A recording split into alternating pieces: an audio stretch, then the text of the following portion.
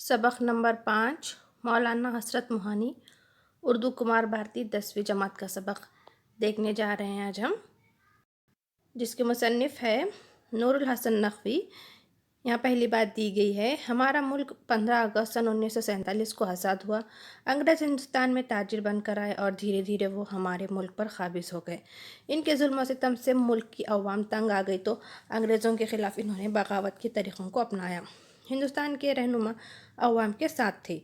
अंग्रेज़ों ने इन्हें भी क़ैद व बंद की सज़ाएँ दी। महात्मा गांधी, पंडित नेहरू, मौलाना अबुल कलाम आज़ाद जैसे आज़ादी के रहनुमाओं ने अंग्रेज़ों के ख़िलाफ़ मोर्चा खोला। दो बदो लड़ने की बजाय इन लोगों ने अमन और शांति की राह अपनाई तो लोकमान्य तिलक, लाला लाजपत राय, बपन चंद्र पाल वगैरह ने इन्हें इंतहा पसंदी को अपनाया है। आज़ादी के इन मतवालों में मौलाना फ़ज़ल हसन हसरत मोहानी भी थे। इन्होंने क्या किया, गैर मुल्की माल की मुखालिफत की। अंग्रेज़ों ने इन्हें बामुशक्क़त क़ैद की सज़ा सुनाई और वो क़ैद में महीनों चक्की पीसते रहे।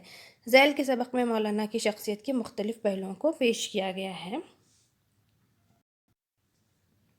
यहाँ मुसन्निफ़ का तारुफ़ दिया गया है।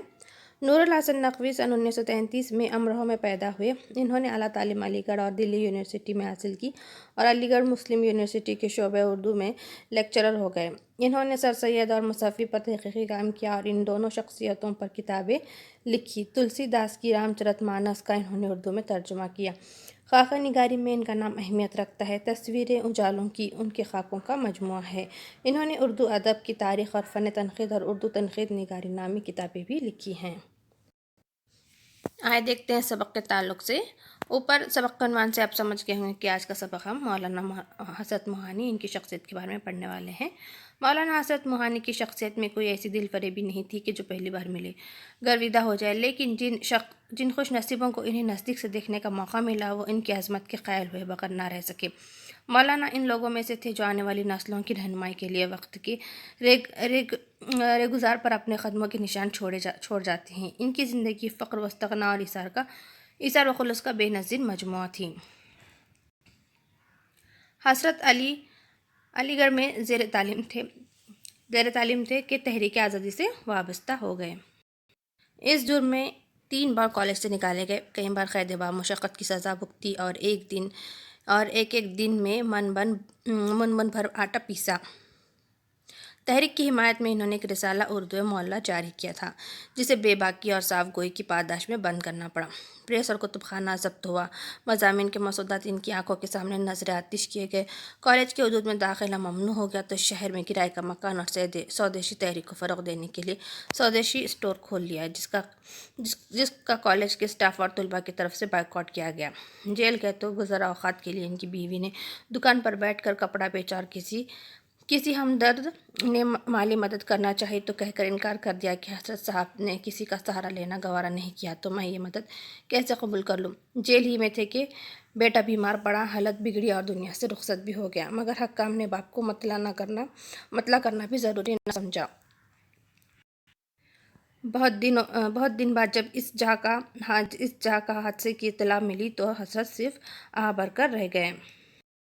ऊपर की में हम देख रहे हैं कि मौलाना हसरत मोहानी अलीगढ़ में तालिब इल्म थे और जब उन्होंने क्या किया था कि तहरीक आज़ादी से वाबस्ता हो गए थे और इस जुर्म में उन्हें कॉलेज से निकाल दिया गया और क़ैद बामुशक्क़त की सज़ा भुगती। इन्होंने एक रिसाला उर्दू मोहल्ला जारी किया है, जिसमें बेबाकी और साफ गोई पर इन्होंने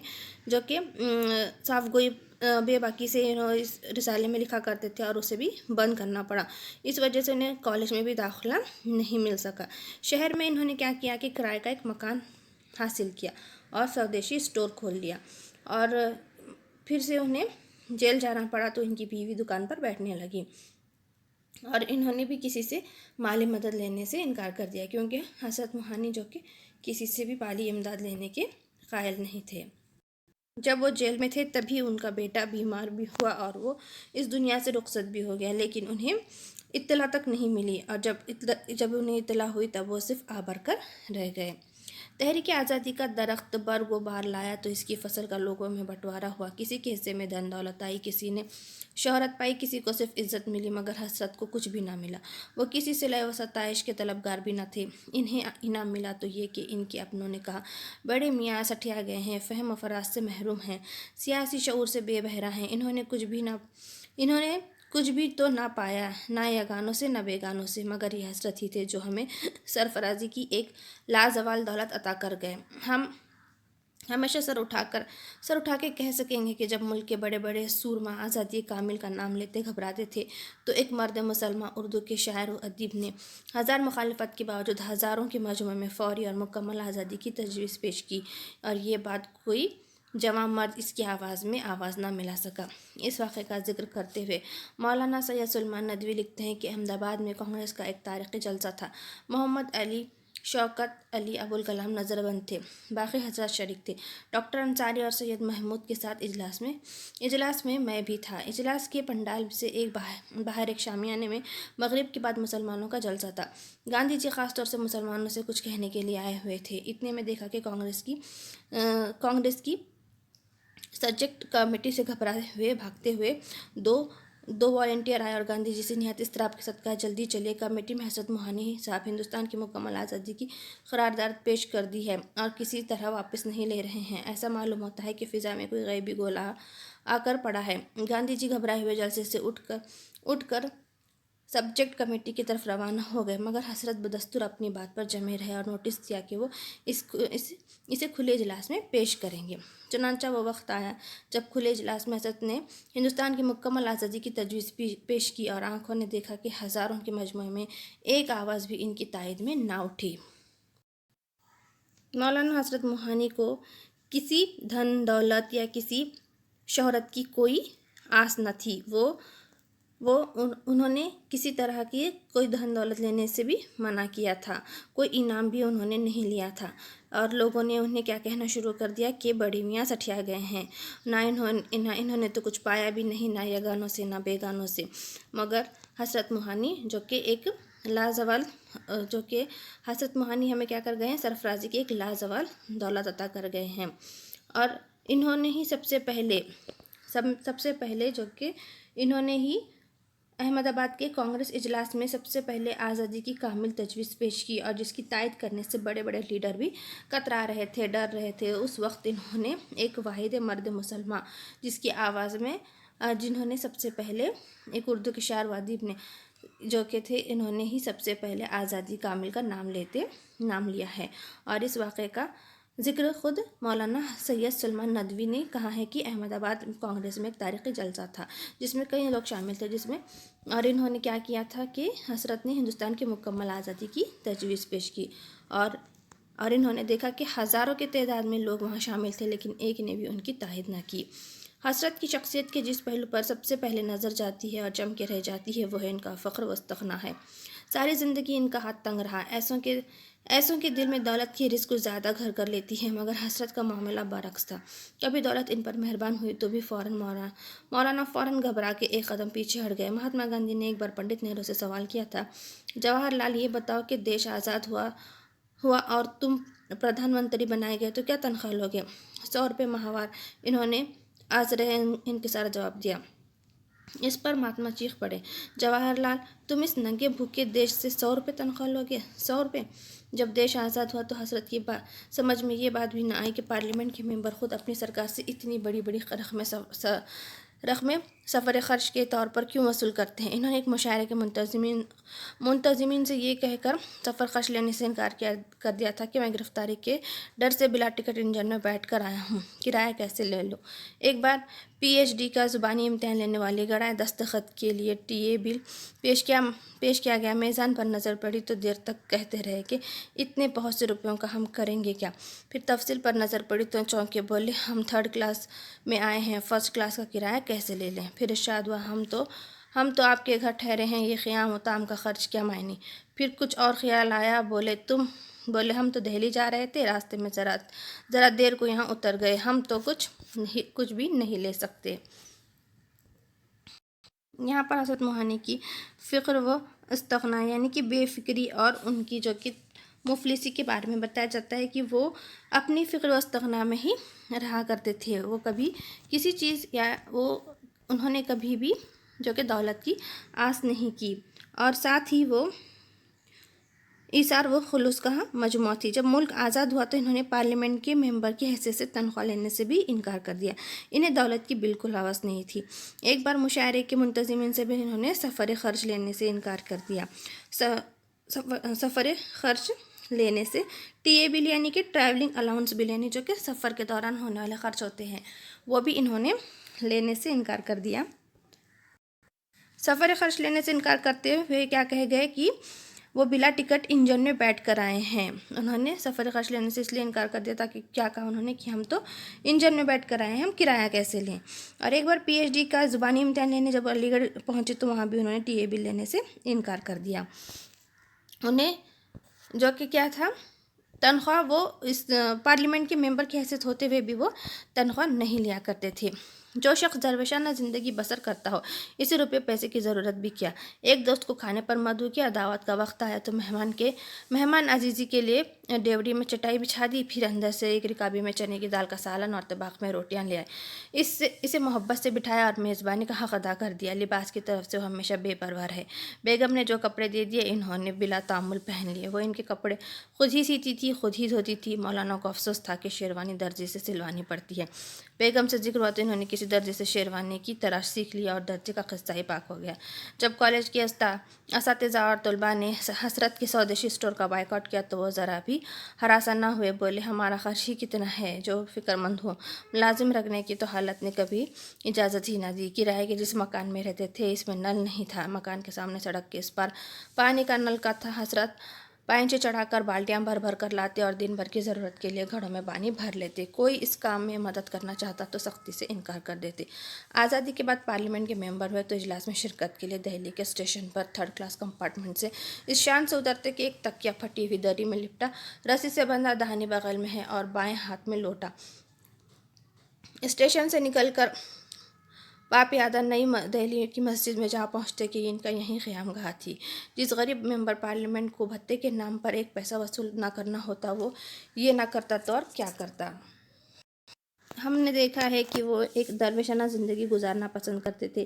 ان کے گھر پر انہوں نے ایک دوست کو مدعو کیا دعوت کے لیے تو اس کے لیے بھی انہوں نے چنے کی دال کا سالن بنایا اور روٹیاں بنایا اور اسے بہت ہی محبت سے بٹھایا اور میزبانی کا حق ادا کیا. اور وہ ہمیشہ کپڑوں کے لیے بھی بے پرواہ رہے. وہ درویشانہ زندگی بسر کرتے رہے. کسی مہمان کو بھی بلایا تو روٹی اور دال کھلاتے. لباس کی طرف سے تو وہ ہمیشہ ایسے ہی تھے اور گھر کا پانی بھی خود ہی بھرا کرتے تھے. اور لباس کے تعلق سے جب انہوں نے کہا کہ شیروانی انہیں درزی سے سلانی پڑتی ہے تو ان کی بیوی نے وہ بھی سیکھ لیا اور اب درزی کا بھی قصہ تمام ہو گیا.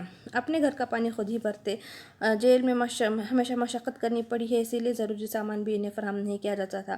اور جو کہ یہاں پر جب بھی کوئی ان کی مدد کرنا چاہتا تھا تب بھی وہ پانی بھرنے کے لیے سختی سے منع کر دیتے اور خود ہی پانی بھر لیتے تھے. اور ملازم رکھنے کی تو ان کے حالات نے کبھی بھی اجازت نہ دی تھی. اسی کے ساتھ وہ دن بھر کا پانی اپنے گھر میں بھر کر رکھ لیتے تھے. اور پارلیمنٹ کے آزادی کے بعد بھی پارلیمنٹ کے ممبر ہوئے تو اجلاس میں شرکت کے لیے جب دہلی کے اسٹیشن پر 3rd کلاس کمپارٹمنٹ سے اس شان سے اترتے کہ ان کے ہاتھ میں جو کہ کیا ہوتا تھا ہمیشہ ایک تکیہ ان کے ساتھ ہمیشہ ایک تکیہ پھٹی ہوئی دری میں لپٹا رہتا اور رسی سے بندھا وہ ان کی داہنی بغل میں ہوتا اور بائیں ہاتھ میں لوٹا ہوتا. یہی ان کا سامان ہوتا. اور اسی کے ساتھ وہ ایک مسجد میں قیام کرتے. ان کی جو قیام گاہ ہوتی وہ دہلی کی مسجد میں وہاں پر ہی قیام کیا کرتے تھے. حسرت شاعر تھے، حسن پرست تھے اور اخلاص کے پیکر. جس سے ایک بار ملاقات ہو گئی اسے ہمیشہ محبت سے یاد کیا. وہ ایک زندہ دل عاشق مزاج انسان تھے مگر یہ سب عہد شباب کی باتیں ہیں. انہوں نے جسے ٹوٹ کر چاہا وہ تھی ان کی بیگم نشاط النساء کہا کرتے تھے کہ زلیخا، کملا اور نشاط نہ ہوتی تو ابوالکلام، جواہر لال اور حسرت بھی نہ ہوتے. حسرت کو اپنے وطن سے جو عشق تھا اور اس کی آزادی کے لیے ان کے دل میں جو بے پناہ تڑپ تھی اس کی طرح کچھ اشارے اوپر کیے جا چکے ہیں. ملک کی خاطر جیل تو ہزاروں لوگ گئے لیکن وہاں لوگوں نے جس طرح کی زندگی گزاری اس سے ہم ناواقف नावाकिफ़ नहीं। मसलन जेल में मौलाना आज़ाद और इनके रफ़क़ा के शब व रोज़ क्या थे, ग़ुबार ख़ातिर के ख़ुतूत से हमें इसका इल्म हो चुका है। अब सुनिए हसरत का हाल ख़ुद इनकी ज़ुबानी। जेल पहुँचते ही एक लंगोट जांघिया करता एक टोपी पहनने के लिए, टाट का टुकड़ा बिछाने के लिए, एक कंबल ओढ़ने के लिए मिला। एक ख़त आहनी बढ़ा, एक छोटा ज़रूरियात को रफ़ा करने के वास्ते मरहमत हुआ। फिर मुझे इलाहाबाद जेल मुंतकिल किया गया, जहाँ क़ैद की सारी मुद्दत रोज़ाना एक मन आटा पीसना पड़ा। ये शेर इसी ज़माने की यादगार है मशक़ सुखन जारी चक्की की मशक्क़त भी। हसरत जो कि शायर थे और उनके उस क़ौल से इस बात का पता चलता है कि औरतों की असमत का अंदाज़ा होता है। इन्होंने एक क़ौल कहा था कि ज़ुलेखा, कमला और निशात ना होती तो अबुल कलाम, जवाहरलाल और हसरत भी ना होते।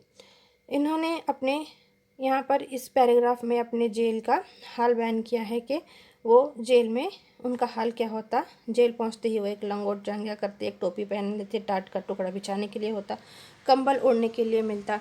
और जबकि दूसरे लोग जो कि मौलाना अबुल कलाम वगैरह जब जाते और उनके रफ़क़ा और उनकी जेल का हाल हमें यहाँ उनके शेर से पता चलता है मशक़ सुखन जारी चक्की की मशक्क़त भी, एक तुरफ़ा तमाशा है हसरत की तबीयत भी। हसरत का ताल्लुक़ गर्म दिल से था। अहबाब के लाख समझाने के बावजूद वो हुकूमत से शदीद अदावत का रवैया तर्क ना कर सके और सारी ज़िंदगी इसका खमियाजा भुगता। सुबह नाफरमानी की तहरीक शुरू या जेल जाने का वक्त आया तो गांधी जी और दूसरे रहनुमा चुपचाप पुलिस के साथ हो लिए। हसरत ने सुना तो हैरान हुए कि क्या ये नाफरमानी हुई। जब पुलिस ने इन्हें गिरफ्तार करने पहुंची तो दिल में जेल जाने की ख्वाहिश थी, मगर इजहार नाफरमानी के लिए ज़मीन पर औंधे लेट गए। मैं तो नहीं जाता, मार पड़ रही है, मगर नहीं उठते। सिपाही ने घसीटा तो घास पकड़ ली। आखिर बाज़ार दिक्कतें ज़बरदस्ती लाहौरी पर डाल कर ले जाए गए। गांधी जी और इनके फ़लसफ़े आदम तशद्दुद के वो क़ाइल न थे। जब इन्होंने फ़ौरी और मुकम्मल आज़ादी की तजवीज़ पेश की गई तो गांधी जी और दूसरे रहनुमा ने समझाया कि अभी इसका वक्त नहीं आया, मगर वो न माने। हसरत की तजवीज़ के ख़िलाफ़ तकरीर करते हुए गांधी जी ने कहा था कि हसरत साहब हमें इस पानी में ले जाना चाहते हैं जिसकी गहराई का हमें अंदाज़ा नहीं है। हसरत में जैसे कि कई खूबियाँ थी, वो इंतहाई बेबाक और साफ़ को थे। दिल की बात ज़ुबान पर लाते हुए उन्हें कोई झिझक महसूस नहीं होती थी। इनका ज़ाहिर और बातिन एक ही था और उनके दिल में जो होता वो ज़ुबान पर होता। इस वजह से वो ऐसी बातें कह जाते, जैसा कि यहाँ पर उन्होंने अपने वतन को वो जल्द से जल्द आज़ाद देखना चाहते थे। इसीलिए वो उस ज़माने में भी वो हमेशा पुलिस वगैरह से वो लड़ा करते थे। जब पुलिस इन्हें गिरफ्तार करने पहुंची तो दिल में जेल जाने की ख्वाहिश होते हुए भी मगर उन्होंने इजहार में नाफरमानी के लिए क्या किया, औंधे लेट गए ज़मीन पर। और जब उन्हें मार पड़ रही तो भी नहीं उठे और सिपाहियों ने उन्हें घसीटा तो घास पकड़ ली। आखिर मतलब बहुत ज़्यादा दिक्कतें के बाद उन्हें ज़बरदस्ती लॉरी पर लाद कर ले गए, जबकि गांधी जी और दूसरे रहनुमा जो कि चुपचाप पुलिस के साथ हो लिए, लेकिन हसरत ने नाफरमानी की। इस तरह हमें इस बात का पता है यहाँ पर इस बात से जब उन्होंने मुकम्मल आज़ादी की तजवीज़ पेश की तो गांधी जी और दूसरे रहनुमा ने उन्हें समझाया कि अभी इसका वक्त नहीं आया, मगर वो ना माने। इसीलिए हसरत की तजवीज़ के ख़िलाफ़ तकरीर करते हुए गांधी जी ने क्या कहा था कि हसरत साहब हमें इस पानी में ले जाना चाहते हैं जिसकी गहराई का हमें अंदाज़ा नहीं है। हसरत बड़े बेबाक और भला के साफ गो थे। दिल की बात ज़ुबान पर लाने में इन्हें कभी तामुल ना होता था। इसमें कभी कभी नागुफ्तनी बात भी ज़ुबान से निकल जाती, जिसका तावान बहरहाल इन्हें भुगतना पड़ता। लेकिन ये कहना गलत होगा कि हसरत गौर व फ़िक्र के आदी न थे या इनमें तदब्बुर की कमी थी। इनके मिजाज में एक तरह की जल्दबाजी ज़रूर थी। वो हर काम जल्दी करते थे। इनका दिमाग भी इसी तरह तेज़ रफ्तारी से सोचता था और जब वो किसी नतीजे पर पहुंच जाते तो चूँकि मसलहत का इनका एक मिजाज में गुजरना था, मौक़े महल देखे बगैर दिल की बात ज़ुबान पर ले आते थे, वरना इनकी दूरअंदेशी और फ़हम फ़राज के सबूत में बहुत सी दलीलें पेश की जा सकती हैं।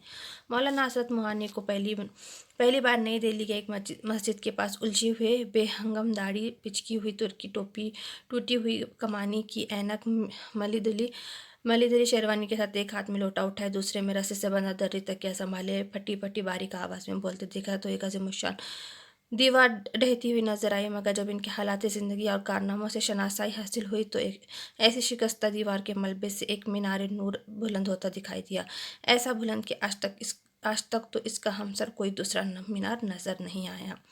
हमने देखा है कि हज़रत जो कि बड़े बेबाक और भला के साफ गो थे, यानी दिल की बात वो हमेशा ज़ुबान पर ले आते, अगर कहने में कभी तामुल ना करते। इस तरह वो कभी कभी वो बातें भी कह जाते जिसकी वजह से उन्हें तावान, यानी कि उन्हें इसका खमियाजा भुगतना पड़ता। लेकिन ये कहना गलत नहीं होगा कि वो गौर व फ़िक्र के आदी ना थे या उनमें तदब्बर की कमी थी, मगर इनके मिजाज में क्या था, जल्दबाजी ज़रूर थी और वो हर काम जल्दी करना चाहते थे। हमारे देश को आज़ाद देखना, अपने वतन को आज़ाद देखने में भी वो बड़ी जल्दी किया करते थे और वो वही इनका ख्वाब था। इनका दिमाग भी इसी तरह तेज़ रफ्तारी से सोचता और जब वो किसी नतीजे पर पहुँचते तो इनका इनके मसलियत का मिजाज में गुजरना था। मौका महल देख के बगैर ही वो दिल की बात ज़ुबान पर ले आते। हज़रत मोहानी को पहली बार नई दिल्ली की एक मस्जिद के पास उलझी हुई बेहंगम दाढ़ी, पिचकी हुई तुर की टोपी, टूटी टूटी हुई कमानी की ऐनक और मिली जुली शेरवानी के साथ हाथ में एक लोटा उठाए हुए देखा गया था। और हमेशा उनके दूसरे हाथ में क्या होता कि रस्सी से बंधा दरी तकिया संभाले फटी फटी बारीक आवाज़ में बोलते देखा था। एक अजीम शान दीवार ढहती हुई नजर आई, मगर जब इनके हालात से वाकिफ़ हुए, इनके कारनामों से वाकिफ़ हुए, तब पता चला कि एक मीनार नूर बुलंद होता हुआ दिखाई दिया। ऐसा ऐसा मीनार नूर जिसका आज तक कोई दूसरा हमसर नज़र नहीं आया। यहाँ मानियों को इशारा दिया गया है, फ़ख्र, तंगदस्ती, मुफलिसी, इस्तग़ना, बेफ़िक्री, बेनियाजी, पादाश, बदला, सज़ा, नतीजा, मसूदत, मसूदे की जमा क़लमी तहरीरें।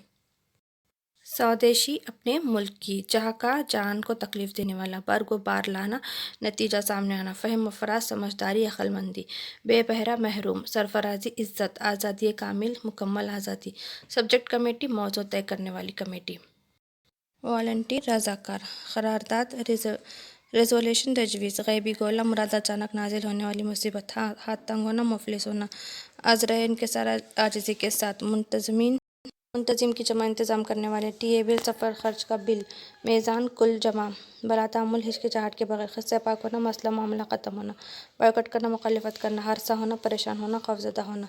आज नीचे भी यहाँ पर इखलास के पी का सरापा खुलूस, ख़द आहनी लोहे का प्याला, मरहमत, इनायत, तुरफ़े तमाशा, अजब तमाशा, करम दिल, इंतहा पसंद गुरो, फल से आदम तशद्दुद, अमन व आशिकी का नज़रिया, अहिंसावाद, नागुफ्तनी बात वो बात जो कहने के लायक ना हो, तावन, जुर्माना, सज़ा, मिली जुली, बोसीदा, शिकन आलूद, बहरज़ाए दिक्कत बड़ी मुश्किल से, दिक्कत बड़ी मुश्किल से, मीनार नूर, रोशनी का मीनार। तो आज हमने सबक मौलाना हज़रत मोहानी इस सबक को देखा है। हम अपने अगले वीडियो में इस सबक का सवाल जवाब देखेंगे। हमारे चैनल को सब्सक्राइब करें, वीडियो को शेयर और लाइक करें।